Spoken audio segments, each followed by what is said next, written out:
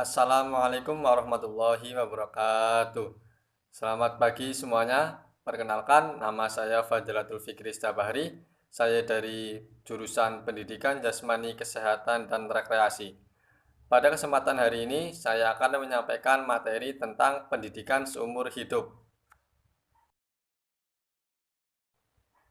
Pendidikan seumur hidup adalah sebuah sistem konsep-konsep pendidikan yang menerangkan keseluruhan peristiwa-peristiwa kegiatan belajar mengajar yang berlangsung dalam keseluruhan kehidupan manusia.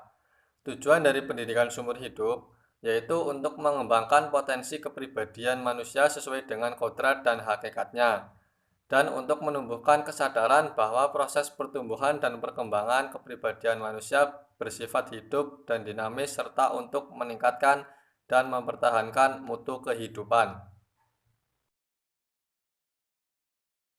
Mengapa pendidikan seumur hidup itu penting? Pendidikan seumur hidup dapat memungkinkan seseorang untuk meningkatkan produktivitas, memelihara dan mengembangkan sumber-sumber yang dimiliki, memungkinkan hidup dalam lingkungan yang lebih menyenangkan dan lebih sehat.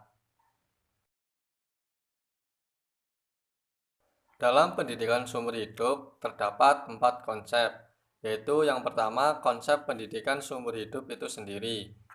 Pendidikan seumur hidup diartikan sebagai tujuan atau ide formal untuk pengorganisasian dan perstrukturan pengalaman-pengalaman pendidikan. Pendidikan meliputi seluruh rentang usia dan ada basis institusi yang amat berbeda dengan basis yang mendasari sekolah konvensional. Yang kedua ada konsep belajar seumur hidup.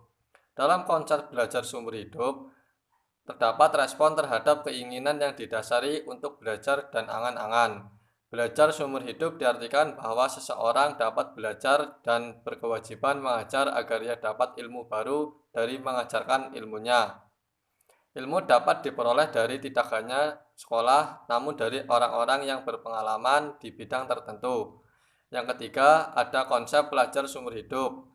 Belajar seumur hidup diartikan bahwa orang-orang yang sadar tentang dirinya sebagai pelajar seumur hidup dapat melihat belajar sebagai dengan cara yang logis untuk mengatasi problema.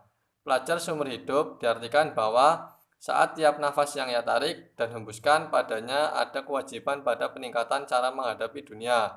Hal itu akan diperoleh hanya dengan penambahan ilmu beserta pengalaman kehidupan.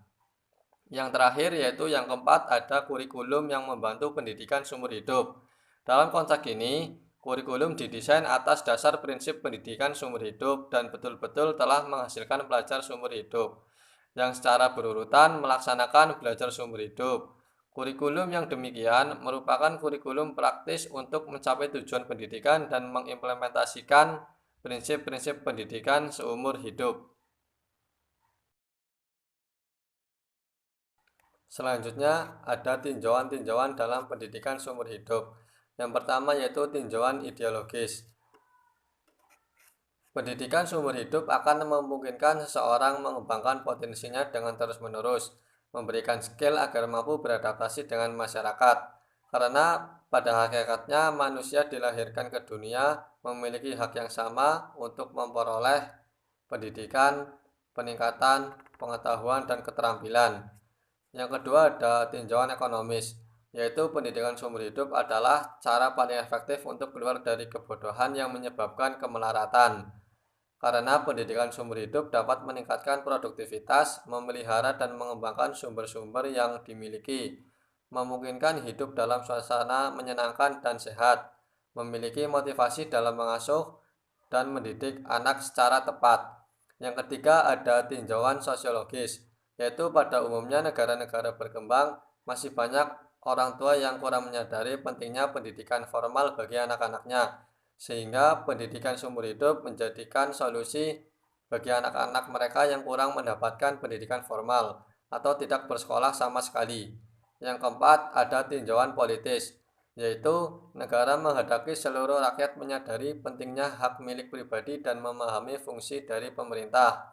Yang ketiga ada tinjauan teknologis, yaitu dunia saat ini dilanda oleh eksploitasi ilmu pengetahuan dan teknologi dengan berbagai produk yang dihasilkannya, yang menuntut untuk selalu mengembangkan dan memperbaharui pengetahuan dan keterampilannya agar seperti yang terjadi pada negara-negara maju, supaya mampu tidak hanya menjadi penonton di tengah pesatnya kemajuan ilmu pengetahuan dan teknologi. Yang keenam, ada tinjauan filosofis, yaitu kodrat martabat manusia merupakan kesatuan integral potensi yang meliputi manusia sebagai makhluk pribadi, makhluk sosial, dan makhluk susila. Yang ketujuh, ada tinjauan psikologis, adalah dasar kejiwaan dan jasmani, yaitu manusia merupakan kesatuan kesadaran rohani baik dari pola pikir, rasa, dan kesadaran jasmani. Yang kedelapan, ada tinjauan pedagogis, yaitu perkembangan iptek yang pesat mempunyai pengaruh yang besar terhadap konsep, teknik, dan metode pendidikan. Ya, selanjutnya ada karakteristik pendidikan seumur hidup. Yang pertama yaitu hidup, seumur hidup, pendidikan.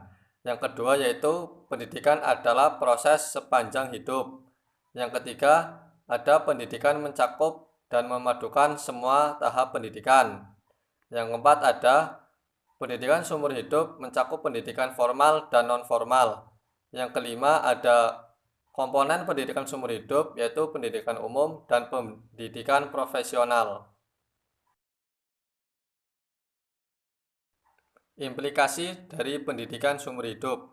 Yang pertama yaitu program pendidikan baca tulis fungsional. Program ini tidak saja penting bagi pendidikan seumur hidup dikarenakan relevansinya yang ada pada negara-negara berkembang dengan sebab masih banyaknya penduduk yang buta huruf. Mereka lebih senang menonton TV, mendengarkan radio, mengakses internet daripada membaca.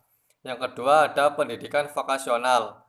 Pendidikan vokasional adalah sebagai program pendidikan di luar sekolah bagi anak di luar batas usia sekolah, ataupun sebagai pendidikan formal dan non-formal. Sebab itu, program pendidikan yang bersifat remedial agar para lulusan sekolah tersebut menjadi tenaga yang produktif menjadi sangat penting. Yang ketiga, ada pendidikan profesional. Pendidikan profesional dalam kiat-kiat profesi telah tercipta buit in machnim yang memungkinkan golongan profesional terus mengikat berbagai kemajuan dan perubahan menyangkut metodologi, perlengkapan, terminologi, dan sikap profesionalnya. Yang keempat, ada pendidikan ke arah perubahan dan pembangunan. Pada era globalisasi dan informasi yang ditandai dengan pesatnya perkembangan iptek, telah mempengaruhi berbagai dimensi kehidupan masyarakat. Dengan cara masak yang serba menggunakan mekanik, sampai dengan cara menerobos angkasa luar. Yang kelima, ada pendidikan kewarganegaraan dan kedewasaan politik.